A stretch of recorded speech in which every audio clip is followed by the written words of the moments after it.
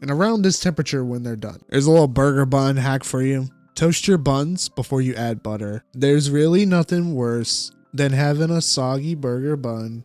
So unless you want to be a soggy bottom boy singing about how you're a man of constant sorrow, remember this tip. Number 13.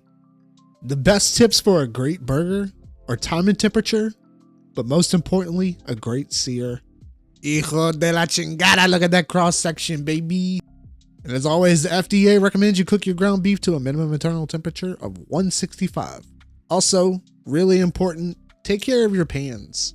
A lot of pans like mine hold a lot of heat. Let the heat disperse from your pan before you put it under the sink to wash it. Have a great night.